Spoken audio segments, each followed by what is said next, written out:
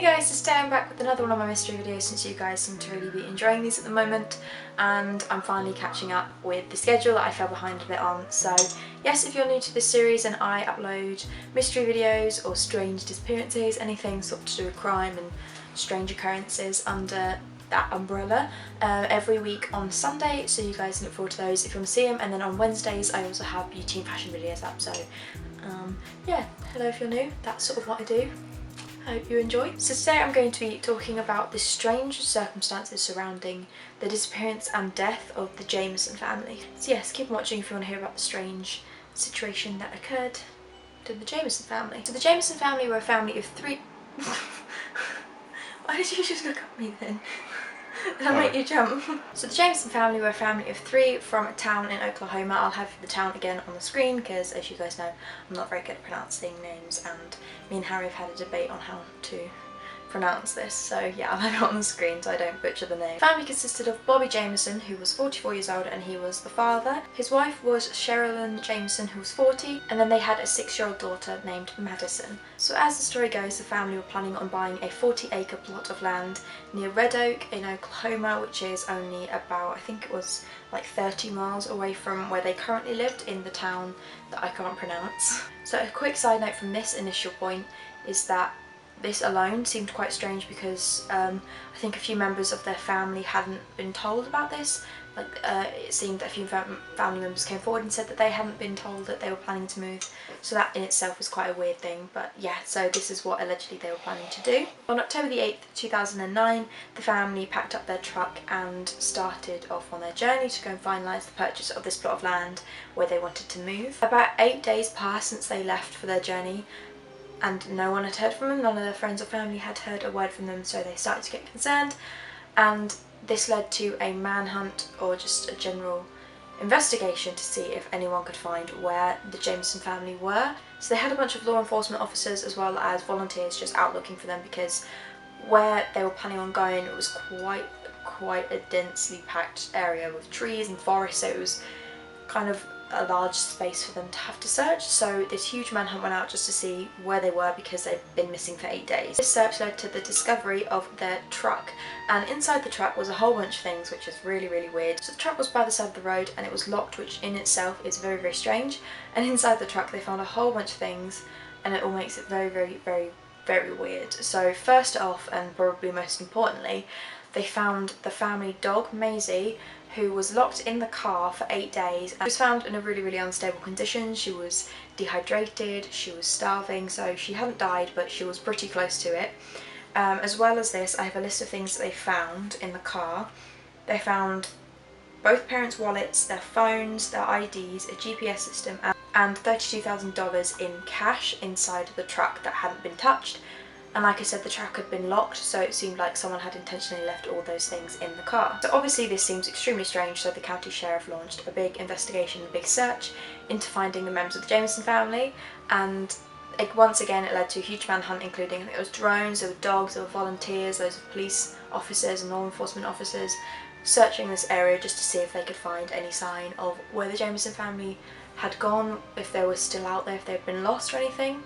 But the search led to nothing, and despite this, all the law enforcement team that were on the case had suspected foul play just because of the strange circumstances surrounding the disappearance. So over the next 8 months there had been loads and loads of extensive manhunts just to find the Jamison family, but no matter how many leads they followed up and no matter how many routes they chased, they did not find anything, like no clues whatsoever. They had no idea where this family of 3 had ended up. Until 4 years later, in November 2013, when a pair of deer hunters actually discovered the bodies, which were later identified as the Jamison family. So these deer hunters found 2 adult bodies and a small child's body. I'm saying body, but in reality these were just completely skeletal remains. They've been decomposed what looked like for about 4 years, and they were found to be lying side by side face down in the dirt, only about 2.7 miles away from where the abandoned truck was found, which in itself is very strange, because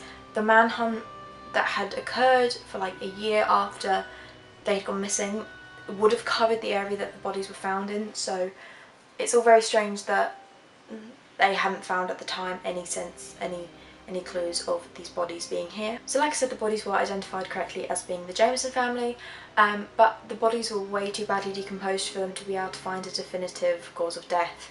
There were a few sort of speculations, but they couldn't define anything in particular. I said it was all very strange where they were found, because the manhunt should have been able to find these skeletal remains. So this led to so much speculation, and there are so many theories on this. You can look into some theories yourself, because I won't be able to cover all of them here, but I'm kind of covering like the main ones and also a few sort of slightly more bizarre and weird ones. So yes, we shall just get into the theories, but that is pretty much what happened to the Jamison family. So obviously we have the initial theories of things like them possibly getting lost and wandering off and dying of starvation or dehydration, or some people think that maybe they went out of the truck, strayed a bit too far and died from hypothermia. So there's loads of those sort of theories, but I'm going to be talking about sort of a few of the earlier theories past this, suggesting there was foul play involved, that it wasn't an accident that these bodies were found.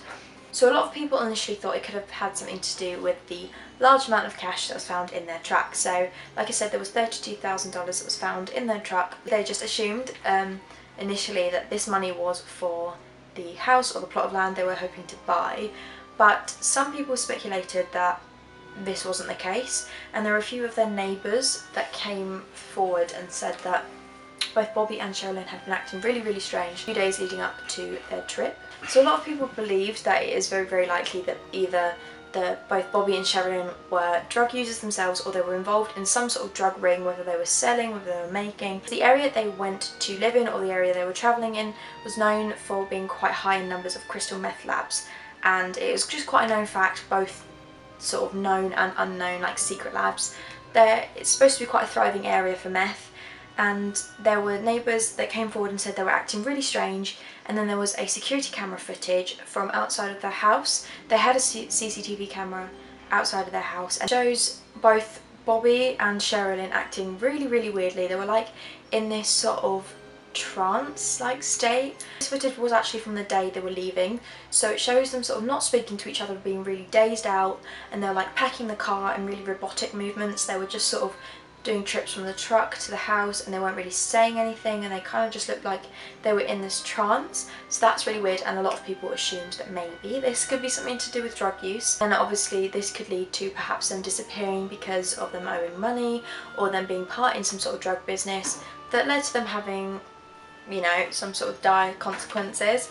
But when their house and the truck was searched and investigated, there was no sign of any sort of drug use whatsoever, and all of their family and friends deny that they believe that there were any drug use involved in the family. So this seems like it's been sort of disproved, but it is still quite a highly popular theory. Also following on from this, some people suggest that possibly they may not have directly been involved in a drug business, drug use. They could have perhaps stumbled across some sort of, what some people say could have been like a secret meth lab, or some sort of business, or like a deal or something while they were on their travels that led to these extreme circumstances.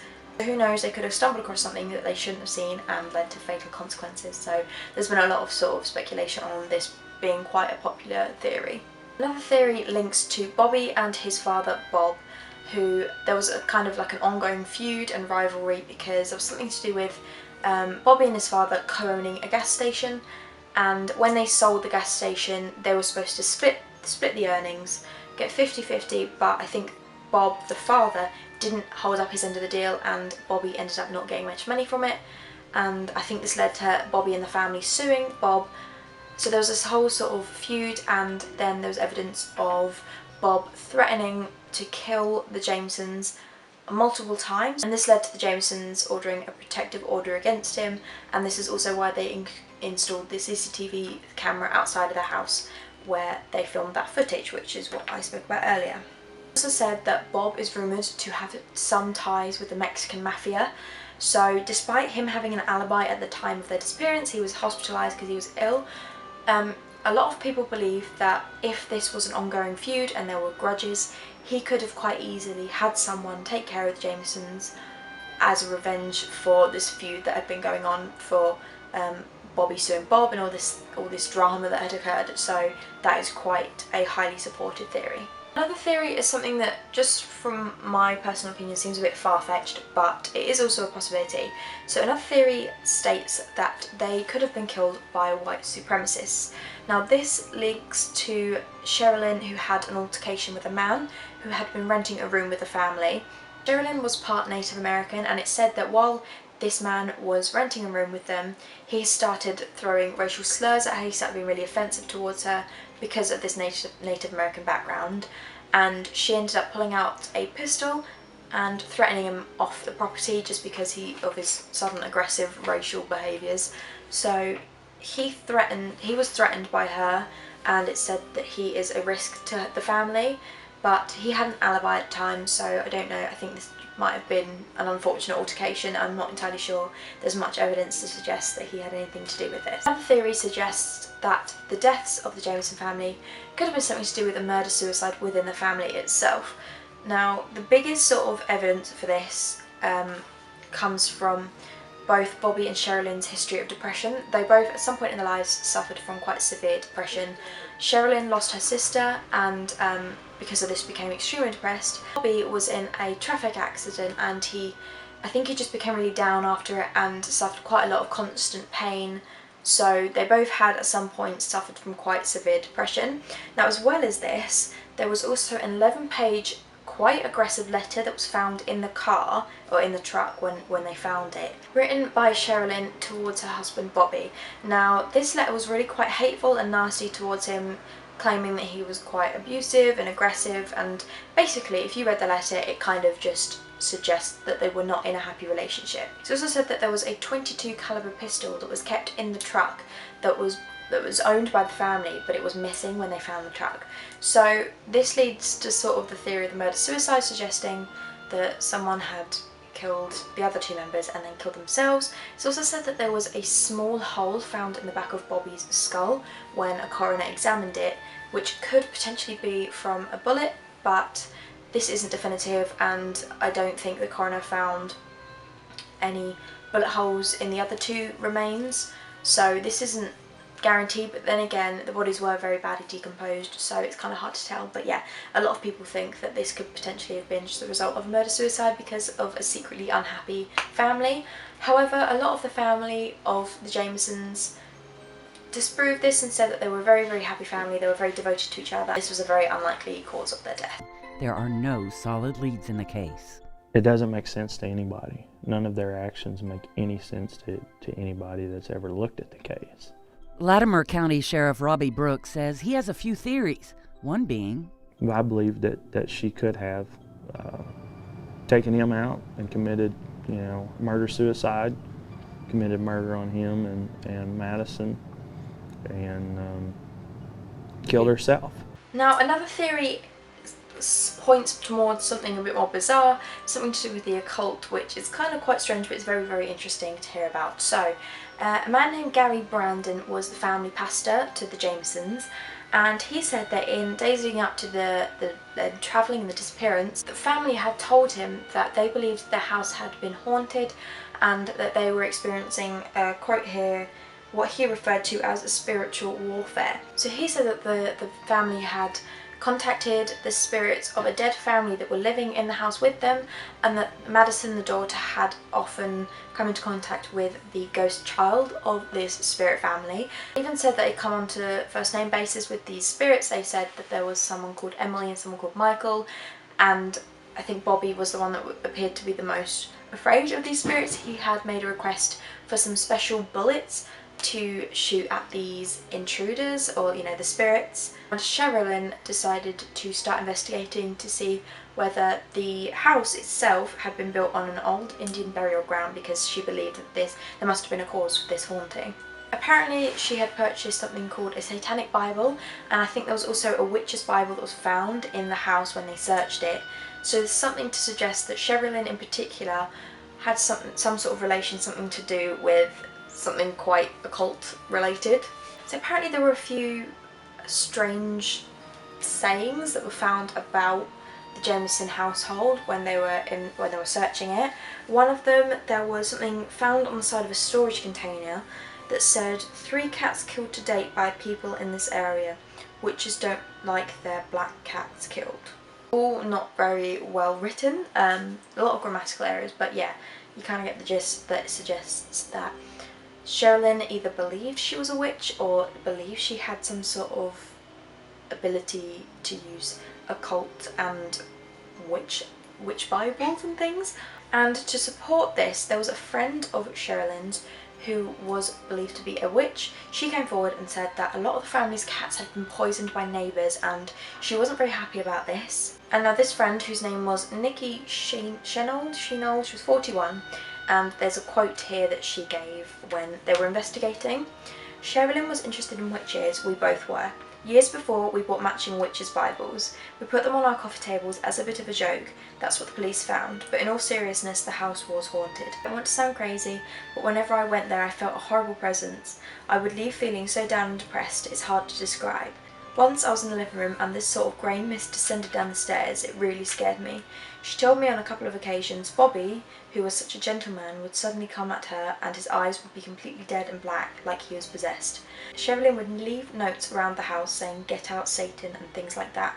It was her way of dealing with things. With this, Sherilyn's mother actually came forward at some point and said that she believed that her daughter Sherilyn had been the target of some sort of cult, that they were on like their hit list or something. Initially she wouldn't say sort of what cult she believed it to be, but apparently she claimed that there were a lot of major cults that were quite heavy in this area. They had a lot of influence, so she herself believed that they were the targets of cults and that their deaths were because of this hit list. So Sherilyn's best friend Nikki was actually contacted at some point by a woman. It was an anonymous woman, and she claimed to know that Sherilyn had been involved with a cult called the United White Knights, who had vowed to kill her, which is supporting what Sherilyn's mother believed. There was also talk of an abandoned car that was often used for like shooting practices and things, that was found actually near where the Jamisons found. Sorry, there's a fly. It was found near where the Jamisons' truck had been found, and it was like satanic messages written all over it, and apparently Sherilyn herself had written messages on it, such as God love you and peace. And initially this seemed just sort of like an empty anonymous tip, like it didn't really seem to lead to much. Nikki herself actually said that she herself went up into the mountains. There's a quote here. She said, "I went up those mountains about a year later, and near where the bodies were found there was a line of cars parked with Texas license plates. When we got near the actual spot there were a couple of gunshots. They sounded like warning shots to me. I don't scare easily, but that place really freaks me out. There is something not right about it." So this suggests that maybe there was an ongoing sort of cult involvement, which is quite a strange and scary thought. Another quite prominent finding of this case, if you've ever seen anything about this case, was a picture of Madison that had been found on Bobby Jamison's phone. So from the looks of it, investigators sort of assumed that it was a photo of Madison, their daughter, that had been taken on the day that they disappeared, but it was found to have been taken up in the mountains. If I can find the picture, I'll put it on the screen. She appears to be looking away from the camera quite unhappily, and she has her arms crossed. She doesn't look very happy at all. And Sherilyn's mother actually said that this is very, very unusual. It doesn't strike her as something very, very normal, because Madison would usually love getting her photo taken. She wouldn't normally appear in photos like that. Like, she just loved being in front of the camera. So there's a lot of speculation about what was going on behind the camera, whether she was being forced to take this photo, and also how the photo was taken in the mountains and then it was found in the locked car on the phone. There were loads of questions about this, a lot of different theories again, so definitely do your own research if you want to find further theories. So if you found this just as interesting as I did, there are loads of different things to talk about, obviously, so I couldn't cover everything, but if there's anything in particular I haven't covered that you found really interesting, like a theory, then definitely let me know down below. Also let me know if there's anything in particular about this case that you found like really strange, because obviously there are so many weird things that happen to the Jamison family. Also leave a comment down below if you've have any particular case you want me to talk about in another mystery video. And yes, so thank you guys so much for watching, and I'll see you guys on Wednesday for another beauty fashion video. Bye!